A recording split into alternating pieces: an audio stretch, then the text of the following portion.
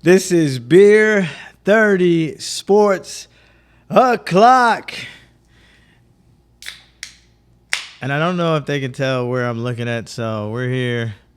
Happy Halloween, everybody. We're going to try this here. Well, first, let's do this before I spill it all over myself. This episode's beer is Life by Turning Point Beer. It's freezing cold. I put this in the freezer for a while. Okay. I don't know what kind of beer this is, so you got to help me out here. A Farmhouse ale, so it's a Saison. Oh, Saison. It is 6.2%. It's sour, lemony, and yeasty. Just what you like. Oh, yeah. Yep. Oh, given all the Pickle Rick sourness of today. So Saisons are usually like farmhouse funky. Yeah. Oh, you know this. No, I mean the last Saison I had was from Boulevard, and it was actually 7? Yeah. Yeah. It was actually really good. Yeah, it's actually it was like straightforward beer, you know? So it's like when No you go to a sour farm stuff. and you just open your mouth and breathe in. It's kind of what farmhouse funk is. It looks like you have a tiny dick on your forehead. Oh, yeah? Hey. That's cool. Y'all are probably all wondering what the hell is Ziggy doing? Who the hell is this person in this Pickle Rick outfit? But it's Halloween, man. Bri put me up to this. I did no such thing. I just said we should come dressed up. You know what? I'm just going to drink it straight through. How'd that go?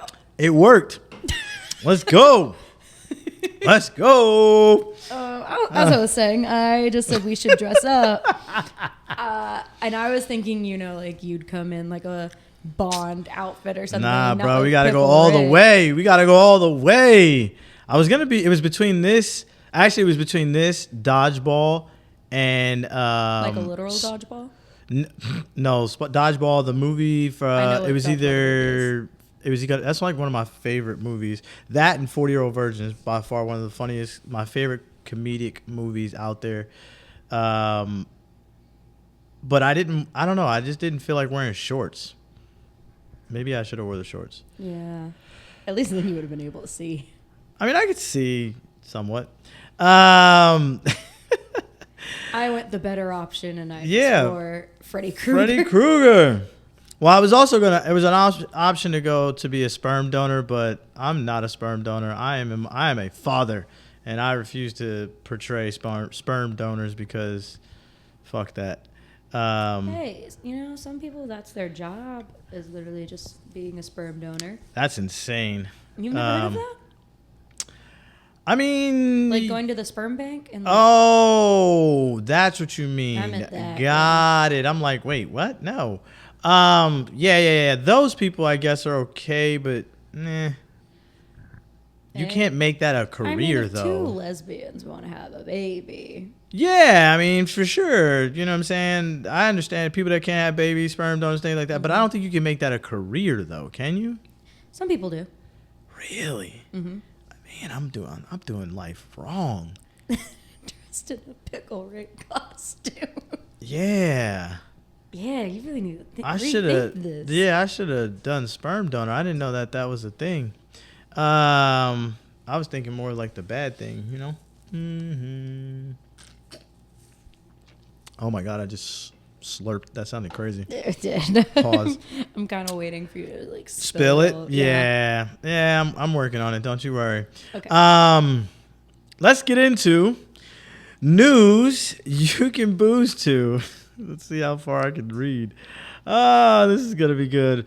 First up, NBA has officially. Okay, this thing's gotta move. All right, there we go. Well, we're back. I feel like the deflated Pickle Rick.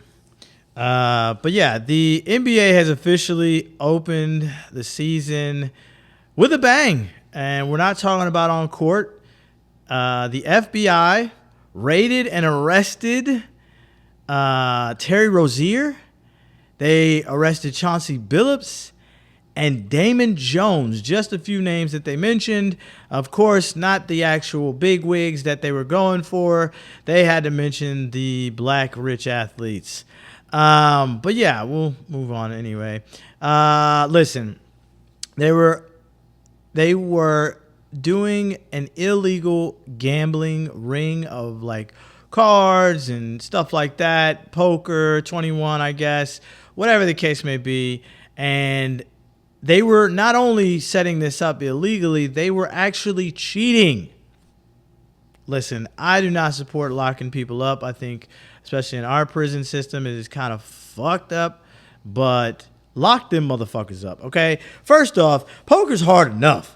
All right. Second of all, what the hell? Why are we cheating and doing all this extra stuff? Like, come on, man. Gamblers lose on a regular basis. Let them just lose. Like, to cheat and to have these great grand schemes where they wear these glasses that are like X-ray glasses. They can see the marked cards and bro. What? First off, that shit sounds crazy. Even crazier than this Pickle Rick outfit. That I can't condone it. I'm sorry. Lock their ass up. If they're guilty, lock their ass up because that's some bullshit. Poker's hard enough. They had former players there. They had a bunch of high rollers there. You know, I'm sure they had agents and other people there. Hell, probably even had some coaches and stuff there too. Like Kevin Garnett was actually mentioned that he was there. And listen, it's just crazy that you would go through these links to set up people that were friends or, you know, whatever the case may be, associates, I guess, whatever, and like go through all that. And it's just, it's insane to me. And then to come to find out that the NBA kind of already knew all this. NBA knew there was an investigation. Excuse me. I should have just let it out like Pickle Rick. Hey, yo. But yeah, I just think that, like, you know, it's already a messed up situation for y'all to start a gambling ring, things like that. But to cheat? That's just, listen, man. Absolutely crazy. ESPN and Inside the NBA. The collab we did not know we needed. It was actually a really good show before and after the game, halftime, all that stuff. It was very entertaining. That's the first time I've watched a whole basketball game just to see what halftime was going to be like and what the post game was going to be like. It was good. I enjoyed it. Shaq is hilarious. They're doing the same thing that they've been doing, just a little bit bigger of a screen. So I'm here for the inside the NBA. Jesus, sorry y'all. Pickle Rick's, it's got me nervous. I can't see that far.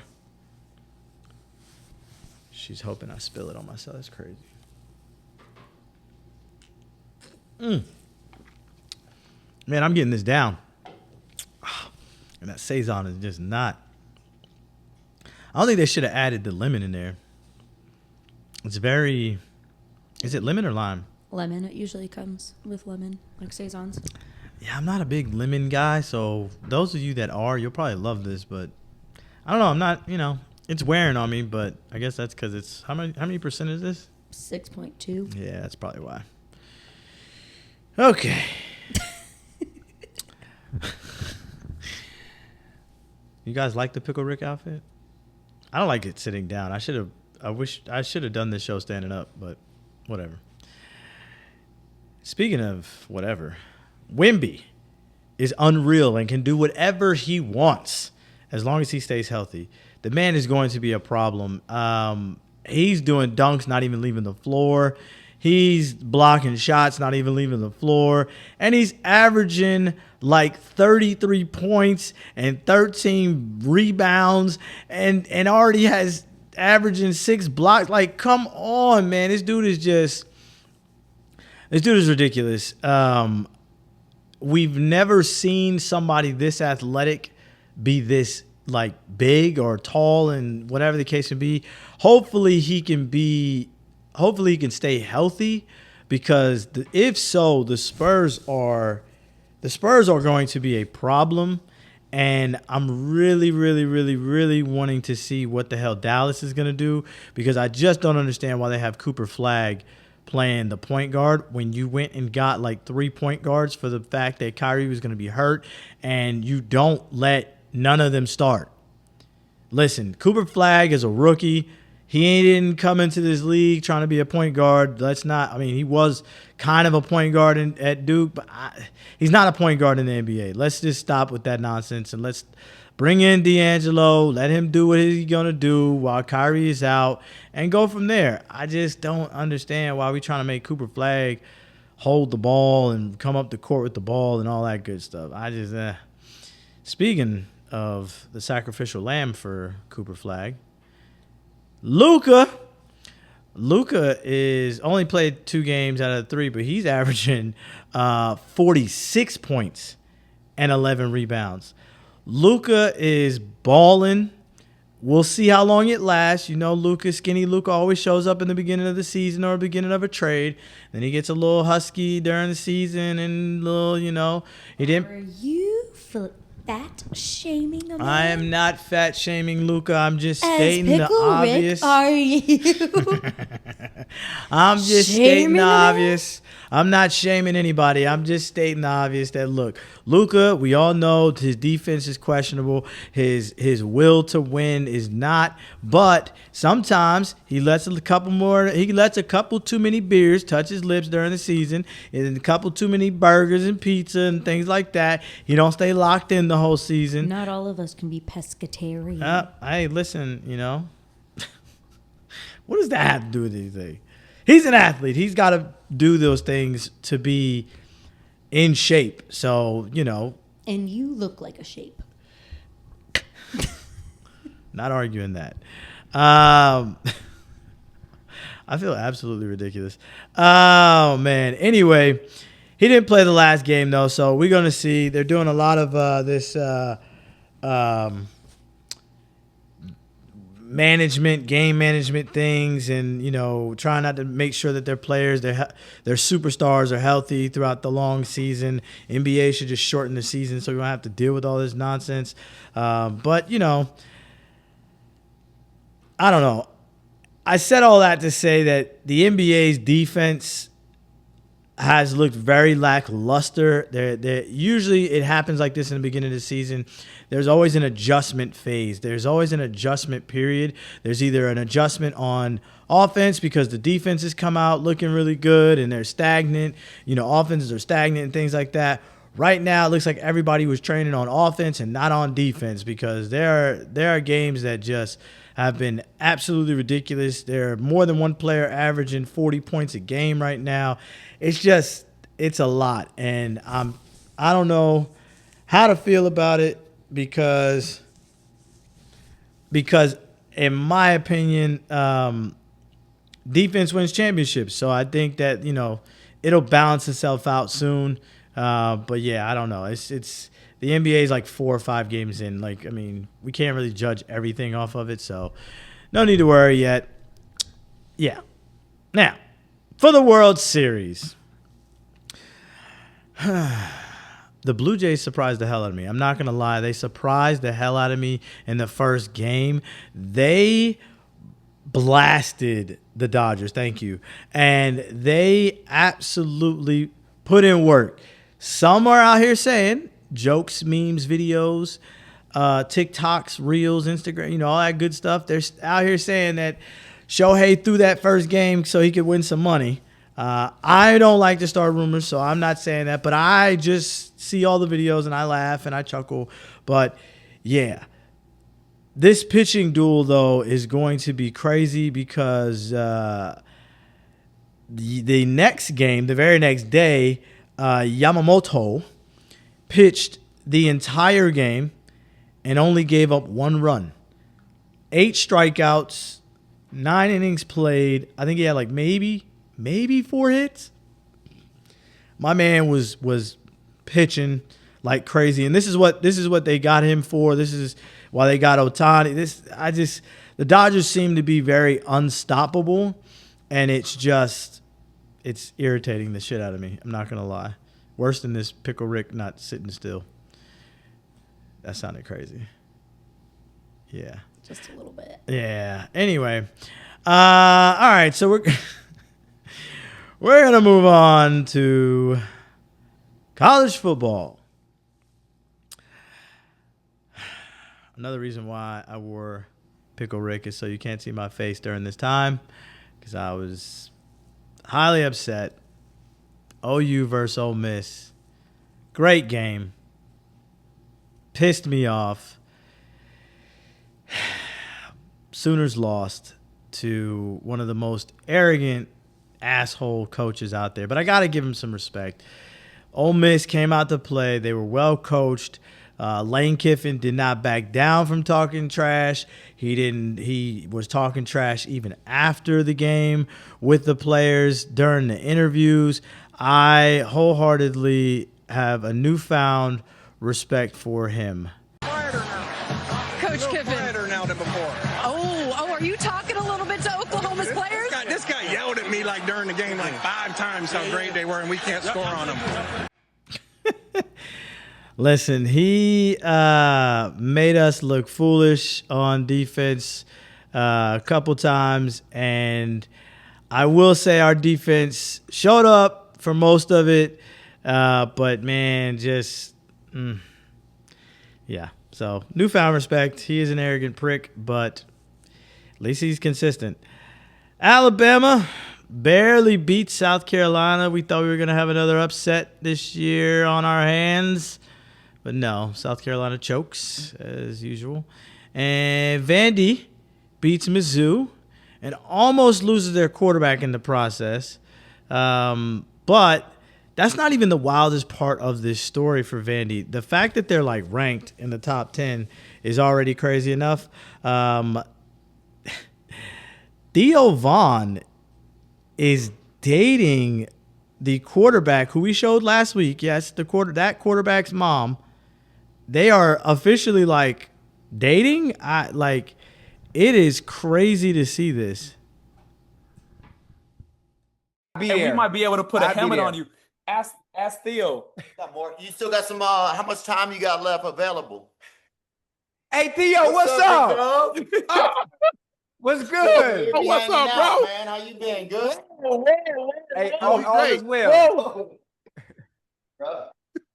See this guy, you feel me? Miss you, pull Yes. up. Hey, I got you. Make sure you We're there. gonna have a fresh cigar right there on the sideline for you. I'm sorry. My mom can date whoever she wants. She's single. But I'm not setting her up, gambling with her dating life, and then watching this fool hug up on my mama. Nah, I can't do it. I can't do it. But everybody's relationships are different. Everybody grew up a little stranger. I can't stand Theo Vaughn. Why not? Yeah, so you said this earlier. No, so like, I'm sure. Is this like, this man thing? No. Do you okay. ever just, like, see somebody, you could not know who they are or anything like that, and you just get, like, the instinctual, like, ick from them? Okay. Like, you just, like, for some reason, you just don't like them. Theo's not a bad dude. He's a fucking dickhead comedian, but he's not a bad dude. And I'm not saying he's a horrible human being who spits on babies. I'm just saying that he just he annoys me. All right, valid. His talking kind of annoys me. Yeah, his voice is different. I will give him that. His voice is different. It sounds like he's trying to not be white. And I think he's white. What is he? He is definitely white, but I don't think he's not trying to be white. I think he's... I don't know. I don't know. He's not trying to be white is crazy. Well, I don't know. In that video, I was like, "Is this what is he doing? Talk like a normal person." I mean, that's just how he talks. Not talking like not trying to be white, but like just the way he talks, the way he enunciates things. Yeah. I forget where he's from. I think he's from like down south too. This is a funnier thing that I think he's like from that area. So, I don't know. Yeah. Just an ick. It's just a natural born ick. When you so I have a theory on that. So, let's hear this. Yeah. Yes, I know you get no choice because I can mute your mic.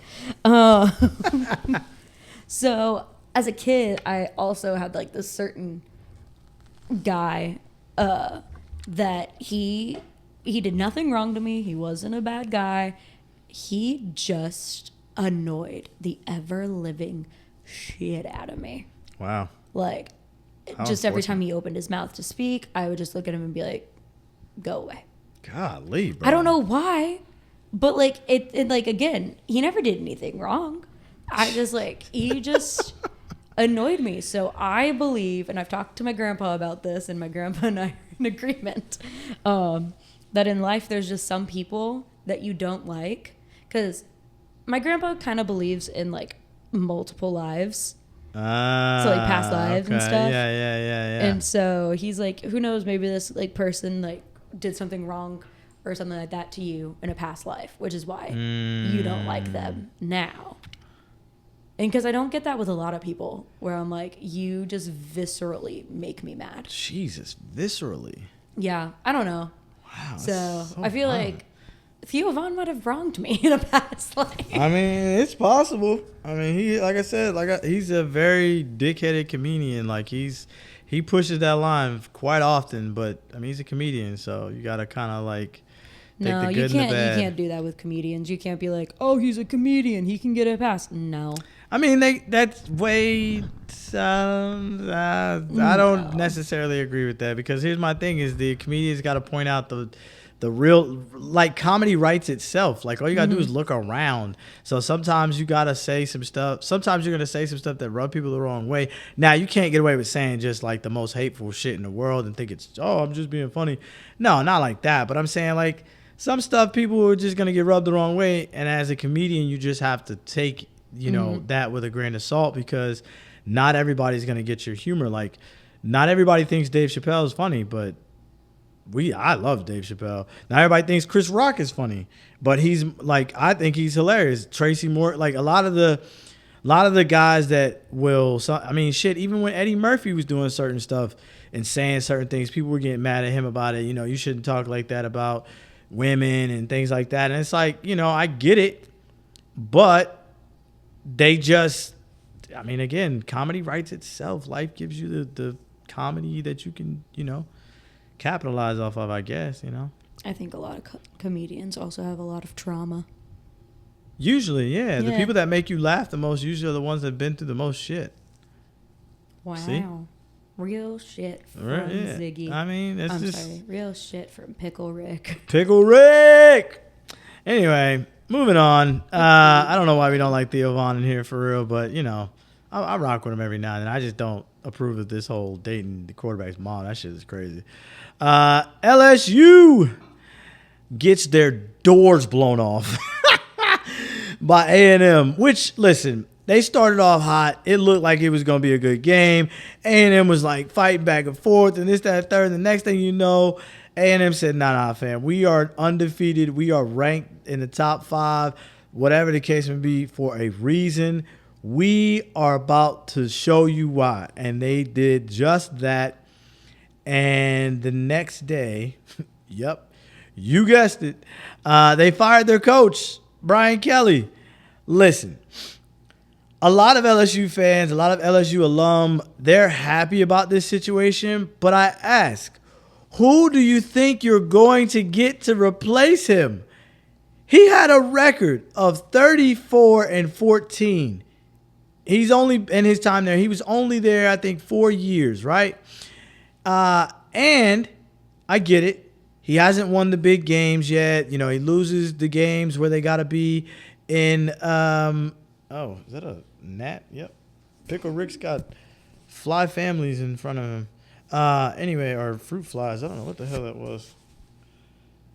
Maybe I'm seeing dots. Oh. You getting that there? Oh, yeah, that's a valid point. Yeah, I think so. There's a lot of holes in here.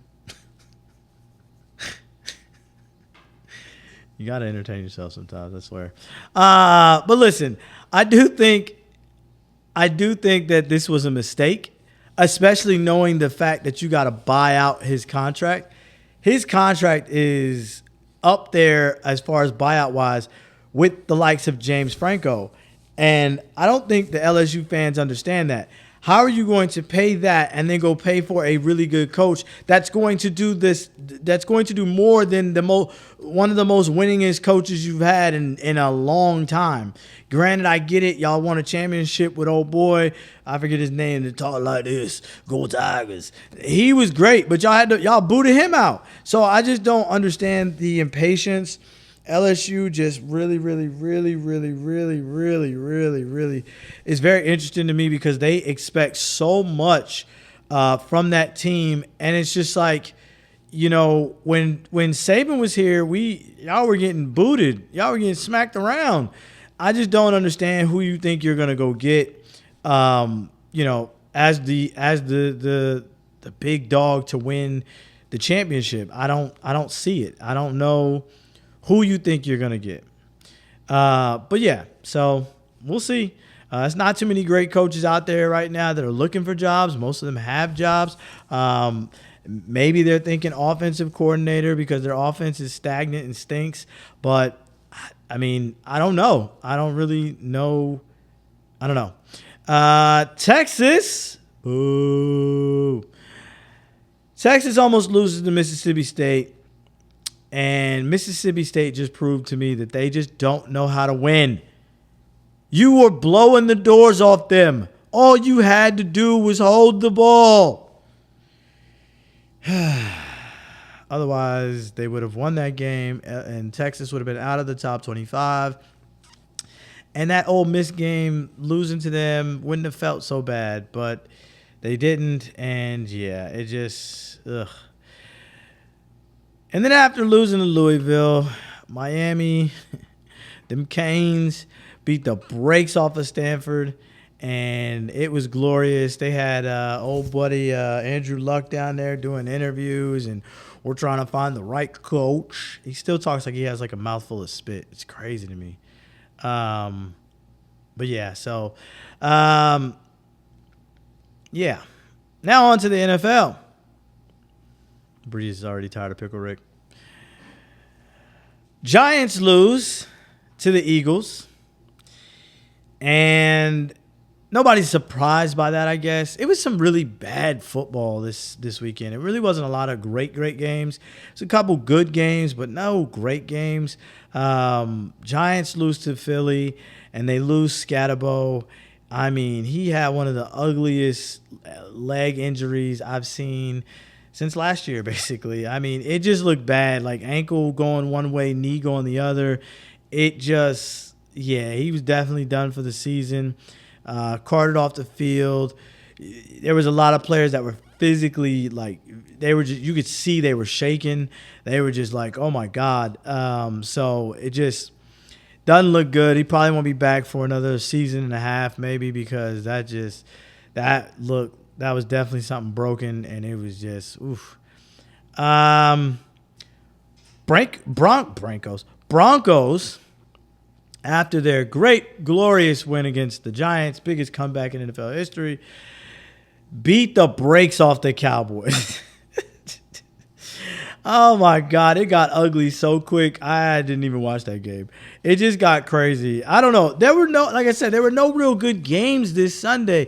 Texans dismantled the Niners. The Jets finally get a win. And honestly, it was against the Bengals. And that was the best game. It was the closest game that we had on the television. It was the craziest thing to me I've ever seen. Obviously, I watched, the Packers and stuff like that, but that was the primetime game. But it was like, it wasn't any good game Sunday. Browns lose to the Patriots, but it's not a big deal. It's like, okay, well, yeah, we kind of expect that. Drake May, they putting him up on the pedestal, but the Cleveland Browns are just terrible. And what happened on the sideline is hilarious because, my man, what are you doing? This out. 5 sacks, single game franchise record. I'm telling you what, unbelievable. And the fastest ever, or the most sacks, I should say, for a player under 30, but he's upset. He's upset. He is upset. Myles Garrett, if you guys don't know who that is, slamming his head, which if you can read, you see Myles Garrett had 5 sacks in that game. 5 sacks. And listen, I would feel bad for him. I would feel bad for him to be on a team like that and be like, man, you know, he can't get out of there. He signed a big contract hoping that they would do their thing. No. He had his opportunity to leave. He had his chance to get the hell out of Dodge. But he signed a big-ass contract knowing that the Browns are a shit stain of an organization on the belief that they were going to keep his boy Flacco or get their boy Flacco and do some damage in an AFC North, and they just shit stain in the NFL. Absolute terrible. And I don't feel bad for him. He chose this. You chose this life. You chose this path. Listen, 5 sacks, I get it. You put on all that work. Dylan Gabriel can't get you a first down. I get it. I don't feel bad for you, homie.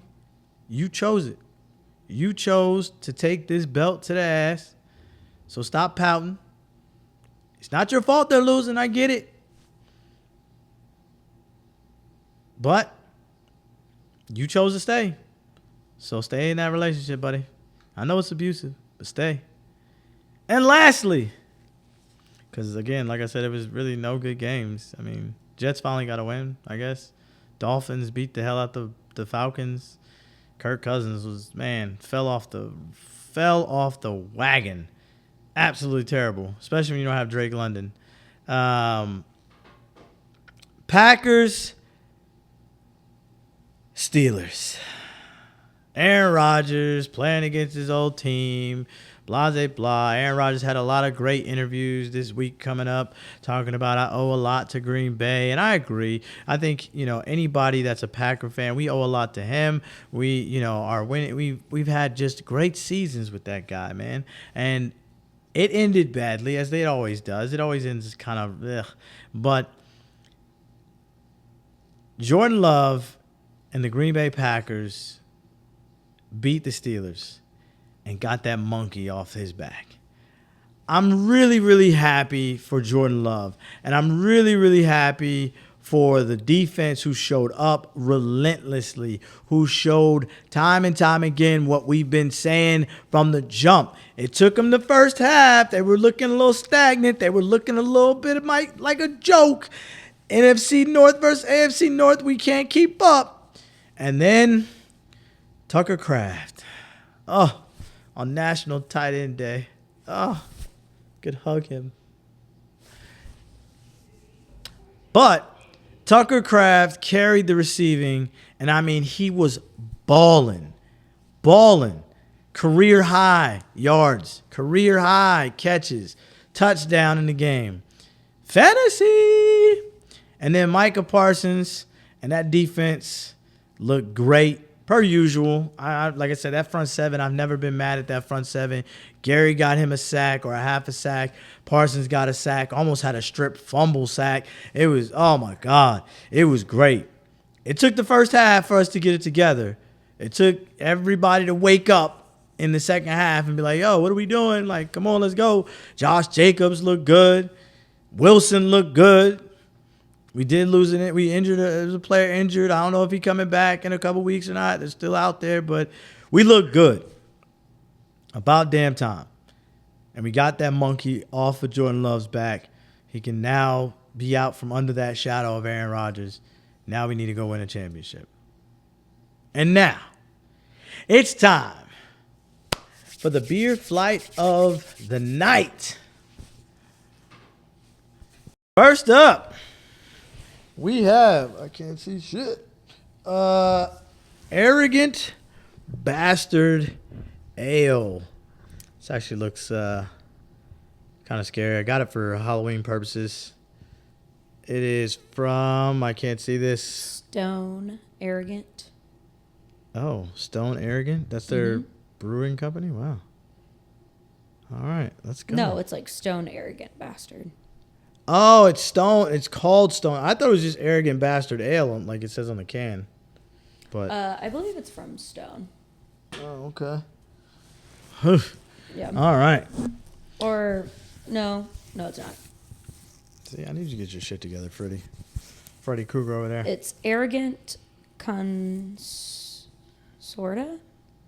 I don't know. It's from Canada. No, it's from California. I can't get my shit together today. I'm tired. Well, we're going to drink it and find out. Smells all right, though. I can't believe you're drinking it through that. This is an aggressive ale. It's malty, dark, strong. This description is crazy. Yeah, no, this is very strong. It's like slapping me in the mouth. Yep. Whew. The description says we would suggest that you stick to a safer and more familiar territory. Maybe something with a multi-million-dollar ad campaign. I low-key agree to an extent, except for the fact that I don't drink beers that have multi-million-dollar. Yeah. You don't drink Budweiser? Not anymore, no. Good. It's gross. Yeah, no, not anymore. Craft me up, baby. Listen, that is aggressive. I could see that being drank with grilled food, though. Because it's a strong ale, so it's like a really, I need grilled, smoky food in order to rock with that. Whew. All right. Next up, not so arrogant, hopefully, or not so bold, is OHB, Oak Highlands Brewery, Guava Good. It is a Kolsch. It is 6.1%. Okay. I like the can. I like a little guava. You know what I'm saying? It's just a Kolsch brewed with guava. Yeah. Let's see. Let's see what this smells like. Maybe go from a different hole that won't taste like your other stuff. Oh, you can smell the guava. Mm-hmm. Okay. Mm-hmm.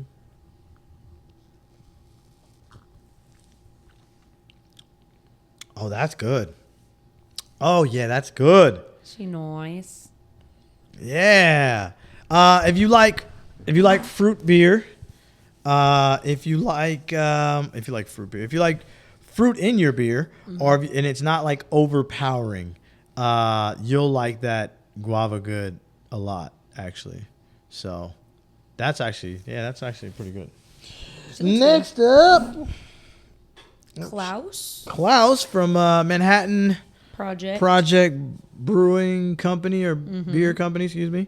It's a winter ale, only 5%.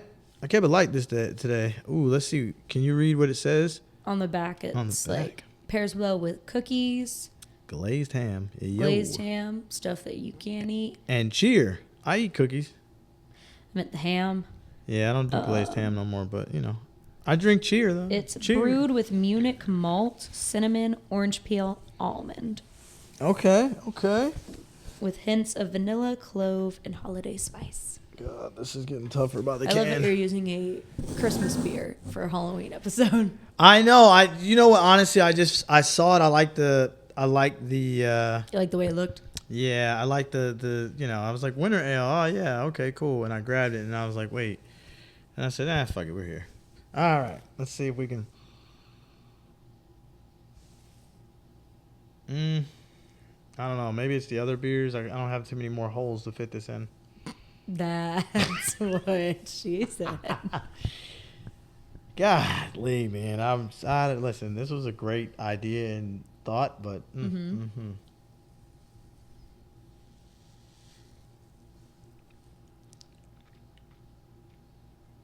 Oh, this is good too. So there is cinnamon. There is it's not a lot of aftertaste. It's very straightforward. I could see why they would say cookies with this or something sweet with this because it would kind of offset. Yeah. Maybe like a honey. Glazed ham. No, like a honey. What's the sriracha honey? Honey sriracha. Honey sriracha salmon, baked salmon. Ooh, gross. That would be great. What? What do you mean gross? I don't like fish. God, grow up. No. All right, next up, because that shit was far as hell, is All Hallows Treat. It's from Omegang. It's an imperial pastry stout. It is 7.6%. Yeah, based in New York. Ended with a bang. It says it has chocolate peanut butter stout. Mm-hmm. So it's kind of like a Reese's. Reese's peanut butter cup. What movie is that from? You know? No. 50 First Dates. Oh. I like a I little. don't like rom-coms. I like a little rom-com every now and then. The only rom-com I liked was Smells like Kit Kats right off the bat. Ooh, I love a Kit Kat. That is crazy. That smells like a straight up. That smells like a straight up Kit Kat. Oh my goodness, it's gonna be strong chocolate in here and a little peanut butter. The only movie that I like is The Proposal. That one's a good one.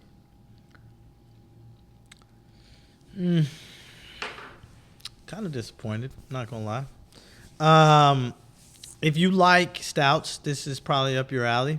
It's not as if you're getting into stouts, it's probably up your alley. It's not as strong as a coffee taste that I love. Mm-hmm.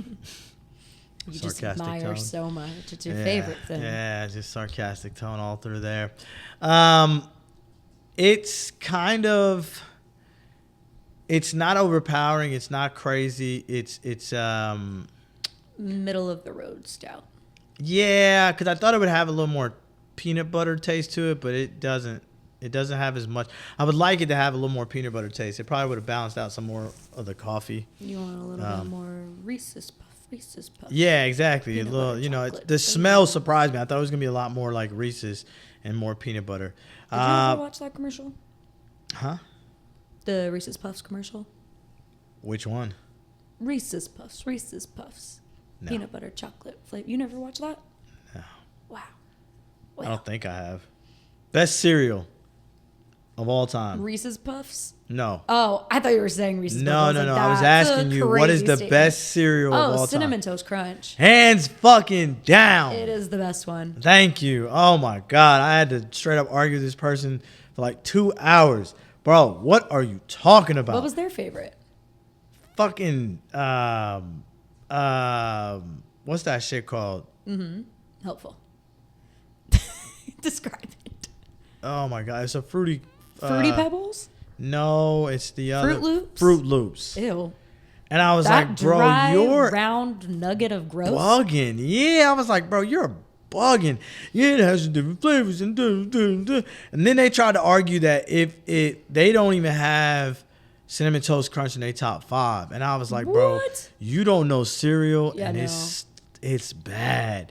Like, what would be number 2? Number 2, Fruity Pebbles. Fruity Pebbles or I can chocolate see pebbles, the whatever the chocolate pebble one is Yeah, called. I could do Cocoa. The Cocoa Puffs. Pebbles, No, yeah. not Cocoa Puffs. Cocoa Pebbles. Pebbles. I think Yeah. it's called Cocoa. But Fruity Pebbles always were good. Yeah, I'm not mad at that. Like, I was gonna say Cookie Crisp, but I didn't like Cookie Crisp. My mom also would not let us get it when I was a kid. yeah, that's okay. So, but Me, third, we used to fuck cereal up. third, it's either like now as an adult, it's kind of a toss up between If you Honey say- Bunches of Oats. Oh, okay. Because that's good. Yeah. Or the what are they called? The wheat, the frosted mini Wheat wheats. Thins? Frosted mini wheats. Oh, Only the frosted ones, not frosted- the other one. Yeah. Because those are good. You have to eat it Okay. right when you put the milk in it, though. Yeah, or then it because just then it gets gets gross. soggy, it gets Yeah. nasty. Yeah. What's Buddy of yours? mine used to do so. Cinnamon Toast Crunch, Cookie Crisp, Mm-hmm. Sleeper. I think a lot of people sleep on this. Golden Grams. Ew. Golden Grams low key is fire. It's Golden Grams to me is kind of like I'm not gonna put it in my top 5. I take that back because it's an underrated. Oh my gosh, Apple Jacks. I was about to say Those are good. Those are Lucky the Charms No. or Apple Jacks is in my top 5. But yeah, Apple Jacks is for fire. sure. It's like the better Fruit Loops. Yeah, Fruit Loops. Yeah. I just don't rock with Fruit Loops. No, you Fruit know Loops what's are crazy? Frosted Flakes are actually really good too, but I always had to add sugar in them. They're already sugary. Yeah, Not enough. not enough. I just give me my diabetes strike. Have you ever had the Cinnamon Toast Crunch shot? No. Oh, it's RumChata and Fireball mixed together. It's really good. Oh, I think no. No. I think I know. No, I haven't had that. I've heard. Where have I heard horchata from though? No, RumChata. Oh, Horchata is a RumChata. Mexican. Yeah, drink, yeah. Okay, then that's what I'm confusing. My bad. RumChata. I have not had the cinnamon toast. I gotta go find that now. Really you don't have to find it. You can just make it at home. Oh, Go to Specs, get the mini bottles. You have an assignment. I'm not drinking right now. Oh, Like that anyway. that's it. She said that sucks. That's a fact. Beer of the night though, it's gotta go to Guava Good. I would say the rest of them were too Mid. off. The winter ale was actually all right, but the other ones were just too strong or too left and just left me kind of weird tonight. So anyway, It left you weird? left me feeling weird. I was about to say, I'm like, have you looked at yourself? Don't think it. Pickle Rick. Beer did anything to you on that. Anyway, turn myself into a pickle. Morty. All right, and now it's time. Are the eyes up here? Here. For the beer goggles of the week. Oh, Cam Newton, come on down, brother. Because this is insane. I lost my mouse again. Oh, my God. There it is. Stop getting so angry. Cam Newton, come on down to the Hall of Fame of beer goggles because this is insane.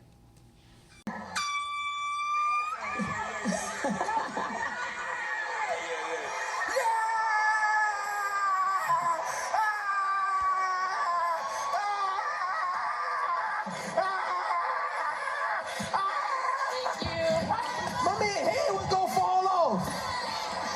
Watch out. Watch out. Watch out. Watch out. Stop playing with me. Hey, we good. Stop playing with me. We good. Skills. Had some speed on them. Dusted them. Look at all I see. Consoling them. All right now. You know? Yeah. Go back? Okay. All right, guys. Yo, Cam, you got some explaining to do. Why are you antagonizing the mascot? Then can't take the rebuttal back. That picture of him cocking back to slap the mascot is classic artwork, man. Oh my God. And of course, basketball just started, and these fans are already losing their ever-loving mind. Because why would you do this? Merrill gets a whistle, and that'll be the fourth team foul against the Nets, and we have a fan come out on the floor and immediately get taken away by security. Like, he didn't even do anything. Like, you supposed to run up and hug the player or something, but you just run up, try to take a selfie or picture. And I hate it happened to be on, at the Nets court, like, or no, I don't know, it was with the Nets game. It was just, man, crazy. And that, there lies, was the beer goggles of the week. And now, it's time for Pickle Rick and the 6-pack of the week. And first up, we got these trick plays are getting out of hand, and I'm really, really trying to figure out, like, is there ever going to be a stop to this, or are they just going to continue to do this shit? Quentin Hayes, bunch of receivers on that left side. The motion, the running backs around to the right. Play fake, and here's Hayes throwing down the sideline. Wide open catch is made. Jahan. I mean, how do you fall for that? Like, come on, man. What is your defense doing? And next up, a tricky trick flea flicker play.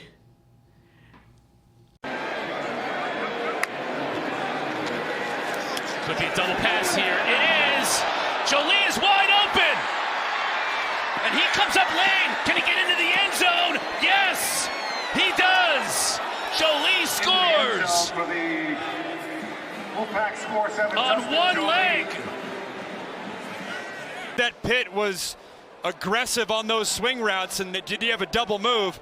They didn't have a double move. They had a double pass. And then I don't know if he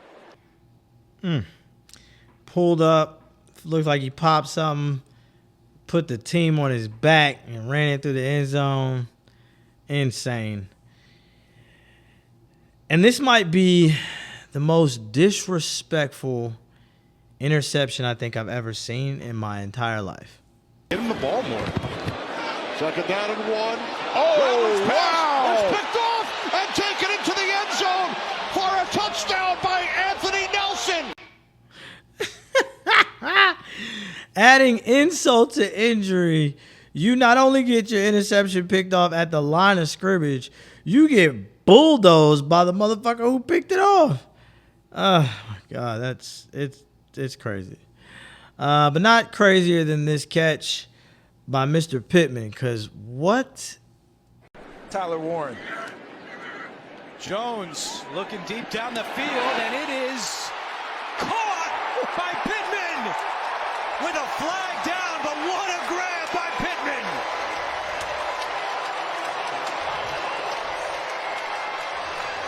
And this one's going to stay. It's going to be against Tennessee. His second incredible. That was, I don't even know how he did that. That was so, and listen, Indianapolis, man, they out here cooking. They about to win the AFC South. Meanwhile, James Cook looked like an explosion. Yards out. That's a different animal. Here's Cook. Good patient run, and he busts it through. Right on cue. Off to the races. James Cook. House call, touchdown, somersault, he's in. How in the hell is he so fast? It looked like everybody was just going in slow motion while he just bust through the hole. Come on, man.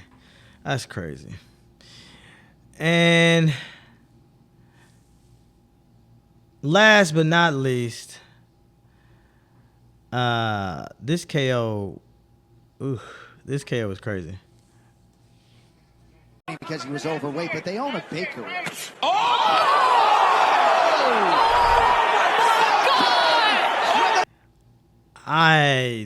It was so violent of a kick. That hit that man in the temple. He went to sleep on impact.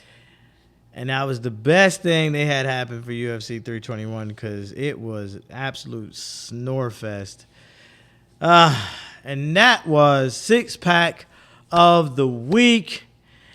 And now it's time for the conversations at the keg. Happy Halloween, everybody. This is our Halloween episode. Bri made me do this. No, I didn't make it. And my inspiration was, I'm a Rick and Morty fan, and Pickle Rick is by far one of my favorite episodes of the Rick and Morty show. So yeah, when I saw it, it just spoke to me. The costume just spoke to me. That's creepy. I've never seen the show. So.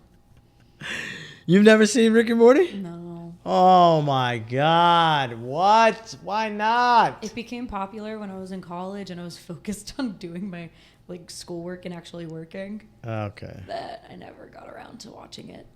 Everyone always talks about it. It's like, it's a good, great show. I don't know. I can't get into it. The only cartoon I can get into, or animation or whatever you want to call it, is Avatar. That's a good show. What? The cartoon, I give you that. The cartoon was good. The movie was ass, and they've been trying to revamp that shit forever, and it's just so, like, the new Netflix one they have, the series they have of that, it's just not good either. It wasn't good, but it wasn't bad. It wasn't as bad as the movie. No, the movie was ass. And, I actually went to the midnight showing of that. Oh, God, I'm so sorry. Mm-hmm. No. Wait, so what's the question? What are we talking about? Just Halloween? Halloween. Tell them what you're, So tomorrow. Man, that guava is good. You're welcome. Yeah. Woo. Did you say you're welcome? Jesus. No, I don't know. Tomorrow, technically today, is Halloween trivia at work. Nice. And I'm going to be a motocross. That's right. Yeah, we talked about that. But I'm saying, what's your motivation for your costume today? Oh. It's the only thing I had in my closet. Oh, my God. All right. Well, Freddy Krueger. Found it. Krueger's not that damn scary anymore. No, I found it at a thrift store last year.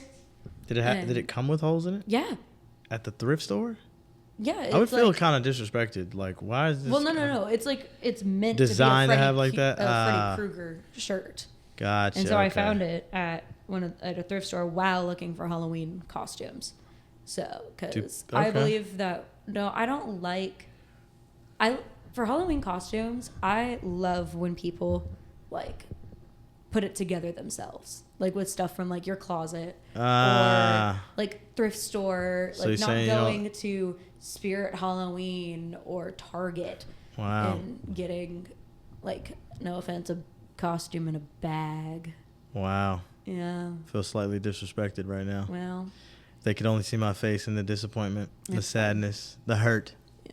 Because then, like, there's multiple people that are, like, going to be, like, Hannah Montana, Miley Cyrus, and Lola, or whatever, from, like, the Hannah Montana TV show. Those are just normal clothes. You don't need to go to a Spirit Halloween and be like, let me see if I can find This is true, but for someone that doesn't dress up on a regular basis, and that's... Yeah, if, like, you're not a big fan of Halloween and but you have to, go to Spirit, pay your $40, move on with your life. Yeah. But wow, I feel like I'm in a like therapy session right now. I just feel like my whole life just you're welcome. is worthless. I'm here to help. I didn't do shit, but just go to Spirit and pay $40 and fucking no originality. It brings you joy. Shit. Ugh. It brings you joy though. You're Pickle Rick. Anyway, and then for Halloween. So sad over here. You can't tell, but I'm sad over here now. No, like, I can't tell. There's a big smile on your face. Yeah, I know. Pickle Rick. For Halloween, I'm working, and so 3 of the girls, we're gonna be the 3 blind mice. And we're going to, like, every time we mess up, we're just gonna be like, oh no, I'm blind. Shit, I think I'm gonna be Theo Vaughn for whatever. Do what you want.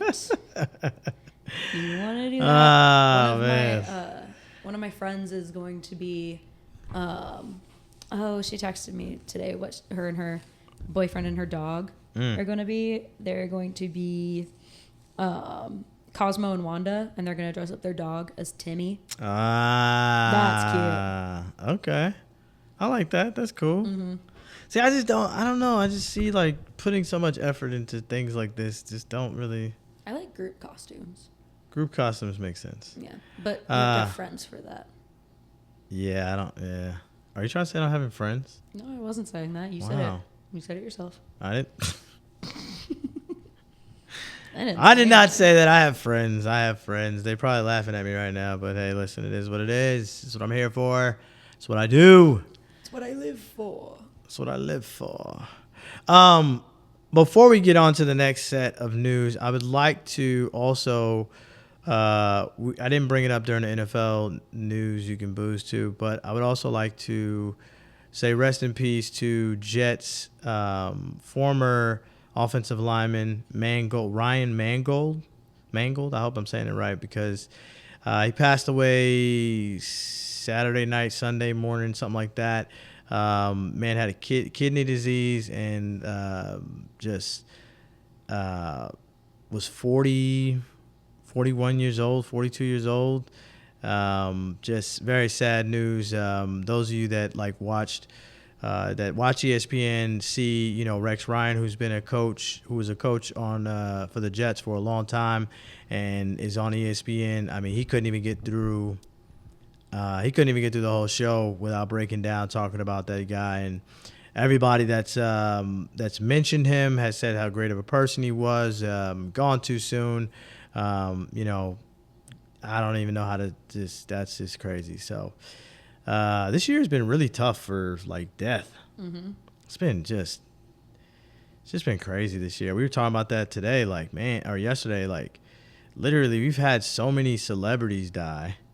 Yeah. We've had so many like musicians and artists and, you know, sports, and just so many people have died this year. Like, public people have died this year. Obviously, you know, there's some other, you know, non-public people that, you know, I'm sure there's a lot of loss of life out here, but I'm just saying, it's just seems like it's been a year of death. Mm-hmm. It's crazy. But anyway, rest in peace. Prayers and thoughts go out to the Mangold family, because, like I said, even though he was a Jet, and I'm not a Jets fan, but, you know, from what I understand, all rights, he was a good dude. So, speaking of death, though, it's a weird segue. Yeah.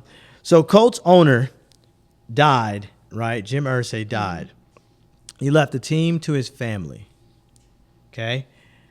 One of his family members has been on the sideline every single game, taking notes, listening to play calls, listening to the players, what they talk about, all that shit like that.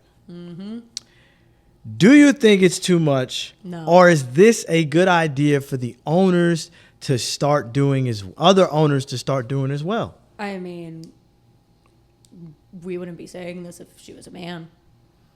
Yes, we would. No, you wouldn't. I didn't even mention what she was. You mentioned it was a woman. You mentioned it. You kind of were like, it's like, do we think it's too much? If it was a man down there, if it was a man, then we would. He's doing his job. Oh my God, that is your opinion but to think anyway, that. I don't think it's that. I think she's doing a great job and a good thing. They're 7-1 right now. They are 7-1. They're doing pretty good. They are 7-1. I'm not knocking it. She's so here's my thing. Is it okay? It may not be doing too much, but does it border on the line of micromanagement? Is she telling the coach what to do? No, but No, I mean, no. She's you already have enough added pressure she's learning. on you as an NFL coach, or as if that is what she is telling them, then cool. It does not look like that. It looks very nerve-wracking. Even if it was a regular, because Arthur from the Atlanta Falcons, he used to come down and sit on the sideline, and people used to talk shit about that as well. And it's you just have never seen an owner taking notes on the sideline. 1. 2, you've never seen them at every single game on the sideline taking notes. Lastly, you've never seen a woman do it. I'm pointing out just the facts, right? But what I will say is it has nothing to do with the fact that she is a woman. It has more so the fact that this is an owner. You have to look at it like, and I think it's because she's more so of the operations and has to hire and fire these people and cut these people. Yeah, so she's down there. So she's down there. So I'm just asking the question. I don't think it's too much. I do think it's a little bordering of the line of micromanagitis, but I get it, especially coming from something where you know your dad loved this team so much, and you're now in charge of the biggest part of it as far as team operations and things like that. And you want to be the best team that you can be. You want to bring a championship back to Indianapolis. I get that part. But it is, like I said, I don't think it's performative because she's down there. She's not asking for media attention. She's not, with a bunch of cameras following her and stuff like that. She's just down there taking notes. She looks like a fucking sideline reporter. Like, she looks like one of the sideline reporters down there just taking notes and, getting ready for an interview type thing. But she owns the team. I'm sorry. What is your opinion here, ma'am? Because you got quiet and looked away. Well, I got quiet because every time I tried to talk, you kept interrupting. So I was like, okay, I will wait and I will hold. Go ahead. No, I think. But wait, no. Oh, I was about to throw this mic at you and mute your mic. I was about to mute your mic.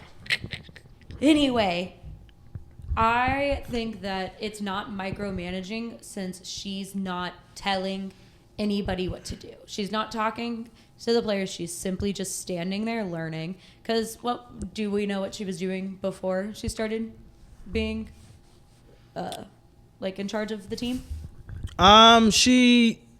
She's always been a part of the team, I think, through the ranks and stuff like that. So I think she doesn't. She's never been in this position where she basically hiring, firing, salary cuts and things like that. I think she's doing it to have a good base on if she fires someone, if she hires someone, right. If she extends contracts. She's like, this is what you did during this game that right. made, and then you did it again this one, and then again this one. Do you think? You can't be like, oh, she doesn't know what she's talking about. She's on the sideline every single game. Yeah, she knows what she's talking about. Yeah, no. I think, like I said, I don't think it's a bad thing. Like I said, I do think it. You're right. She's not telling anybody what to do. She's adding more pressure to them, which is good because they're 7-1. Sure. I think it's good pressure. Them being like, oh, we need to be on our best, be the best that we can be because she's watching us. Not from up high where if we want to talk shit about them or talk. I honestly feel like too though it's kind of a psycho tricked out thing. I think it's more of she wants to be a part of the people. And because a lot of owners, they sit up in the owners' boxes, they don't really, they don't talk to them. They're down there, it's funny to me because Jerry, who is involved in a lot of decisions, and does a lot of media and talks to players and goes through around the coaches and things like that. Will he end up? I don't think he will, but will this start being a trend for other owners to do? Because a lot of the owners, this is a toy to them, right? And they want their toy to win the race or win the competition, but they don't really know football like that. They think they know football. I mean, we all think we know football, right? But it's one of those things where it's I don't think it's a bad thing. I wonder where it's gonna lead to though. Is she gonna do this every season until she's old and can't get down there? You know what I mean? I don't know. Maybe she will. Maybe she'll do it for the first 5 years, and then she's like, okay, I don't need to do this anymore. I know what I'm talking about now. But I think it'll last for the year. It's kind of like a trend. If it goes well, right, and they continue doing well and winning next year, probably there might be one or two other owners that I'm assuming most owners are not the age of Jerry. But no, a lot of them are though. That's another thing send, too. Their kid or something. Yeah. To start doing it. Yeah. Because they're taking over for me when I resign or whatever. So they need to learn. And so, but then is everyone going to remember that she's the one that started it? Or are they going to be like? I think so. I think, well, here's the thing I will say. I don't think she started it, to be honest. Because even back in the day when football was not that big of a sport and things like that. Yeah, she kind of maybe revived it for sure. But I don't know. I don't think that a lot of owners are going to follow suit because I don't think the Colts are winning the Super Bowl. I don't give a fuck. I don't give a fuck either, how far they go or how good they look right now because their schedule has been weak as hell. They've played a couple good teams. Daniel Jones is playing out of his fucking body. Taylor's playing out of his body. But it's hard to do that the entire season. Pittman's playing. He was just on six-pack. Pittman's playing great. Their defense is playing good. I do think, though, it's kind of like the Sam Darnold effect, the Baker Mayfield effect. I think once they get away from the toxic situation that they're in, they go into another situation with no real added pressure because Daniel Jones was supposed to be the backup and then came in and did that, right? And I think she's starting a decent to good trend as long as it's about learning and trying to figure out the best way to move the team forward. Yeah, and not micromanage. Not micromanage, yeah. Which like I don't think she's doing, but I could see. Yeah, she kind of doing came it. out and said, I'm sorry. She kind of came out and said that just recently. She's like, I don't even really talk to any of them. Yeah, no, she just stands there and takes notes. Yeah. She runs up and down the field. Even when they like get a touchdown, she like just goes, yes. She doesn't like. Yeah, like go she's not crazy celebrating, and, going crazy, going, nothing like that. up Yeah. To the other players, like she leaves them alone. Nah, yeah, She's facts. like, they're working. Right. I'm working. I don't want to bother them. Nah, yeah, So. I think honestly that's yeah. I do think it's funny though because it's like that is instantly what everybody thinks. Oh, it's a woman, so we gotta, And I'm like, I don't know. I just think it's different. I won't even say weird. It's different because we haven't seen it in our generation. You know what I mean? Like the owners probably did because they didn't have press boxes back then like that. Like I think the owners and shit used to be down on the field a lot back in the day, or really close to the field in the seats a lot back in the day. But I think now with the amount of money that has been exchanged in the NFL and these billionaires who own these teams, we've never seen someone who is essentially essentially who is down to earth and doesn't act like they're the smartest person in the room. Yeah.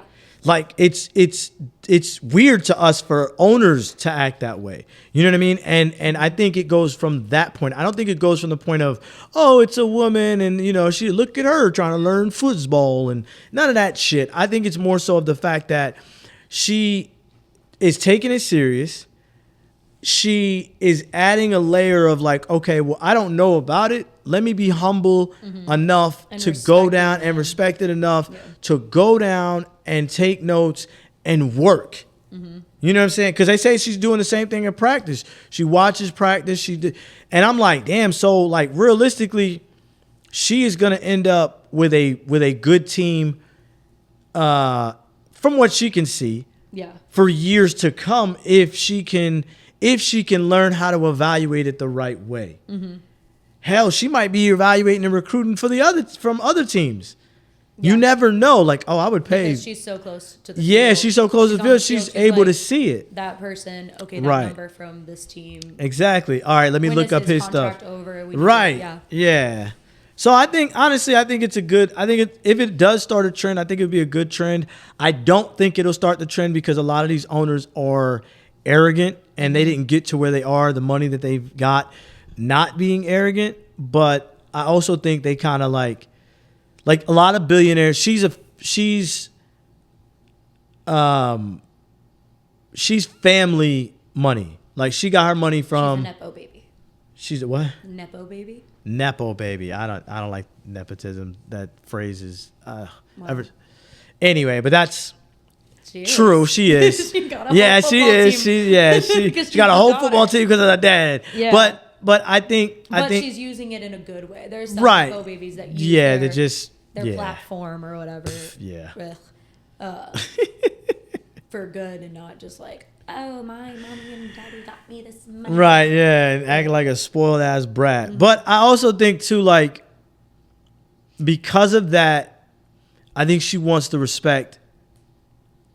But I also think that it won't start the trend. I also think that on the other hand, it's not going to start the trend because most billionaires, millionaires, things like that run businesses and own businesses, they say that's too much work. I hired someone to do that for me. Yeah. You know what I'm saying? And so I'm sure like she has someone to do it for her. oh, I'm She's sure. I Like wanna she do probably yeah. But I don't know if anybody else will do that. yeah, They'll maybe probably some. wait and see how it goes. Yeah, I listen. If they end up fucking only losing one game and going like 15-1 or whatever the fuck it is, bro, I wouldn't be surprised if owners start saying fuck that shit. I need to be down by the field. I mean, maybe she is talking to the coach like, hey, I noticed this. What's going on with that? Why are we doing that? I mean, I'm And sure not she this? is, right? But, I mean, I'm assuming I'm assuming owners and coaches talk to each other. Right. So. Yeah, no, But she's not doing it during the game. No, I was going to say, I'm sure she's having meetings and they'll be like, yeah, so what did you think about that? Do you have any questions about that? Like, I wonder, I would love to be a fly on the wall for one of those meetings because I wonder how it goes because that would also, I mean, for my own curiosity, kind of give me the assurance that she's doing it for the right reasons. Yeah. Like, she might be micromanaging him. She might not say nothing on the field, but she might pull him in that office. Hey, motherfucker, why you ain't do this? I know we won the game, but you should have had this and this. You know what I mean? But, or she could be like, so, okay, well, why did you do that? I want to learn from a standpoint of this. I don't want to work. Maybe we should. Yeah, or what do you think about this? What about this guy? How is he acting with this soreness and da da da? You know what I mean, and stuff like that. So, I mean, hopefully, on the other side of it, I think hopefully it'll work and it'll make a better team for the Colts, because I think the Colts. They have a dope ass mascot. Love that Colt. He's so funny. He whips his mohawk off and throws it at people. I love it. Pies people in the face. Are you kidding me? I thought you were about to go a completely different route from there, but Colts mascot, okay, whipped it. Yeah. Guy. Maybe she also watched Running Point, the TV show. Did you ever see that on Netflix? I did. I liked that show. I thought it was pretty good. It was decent. I think it was funny. It was pretty good. Yeah. But it had its moments. It's a nepo baby, basically. Yeah, facts. Getting a basketball team, right? Because her dad died. Yeah. Did he die? I don't remember. It was yes, he died. Mm-hmm. Yeah. So maybe she was like, I kind of like how she's handling this. Let me do it. I would hope it's more not from the. I would hope it's more. I would hope it's not just from the Netflix series and but just the inspiration of being like maybe she's very hands on. Or maybe she. Like I don't know what kind of businesses she has or anything like that. Maybe this is how she runs all of her businesses. Yeah. And maybe this is how she helped run her dad's business when she worked with him. We don't know. We obviously hope for the best. It's whatever it is, it's working. Yeah. It's working. So fuck it. Run it. Do it. Yeah, run it. And well. The light died. We gotta go. It's closing time. Looking at us. It looks kind of creepy now. You look like a dement. Did you ever watch Freddy? Freddy Fazbear. Like, have you ever seen Five Nights at Freddy's? No, I've never. My son saw it. My son loved that show or movie. But you look like an animatronic.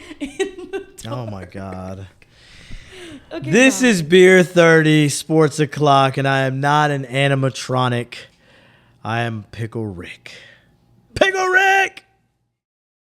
This is a Stolen Water Media production.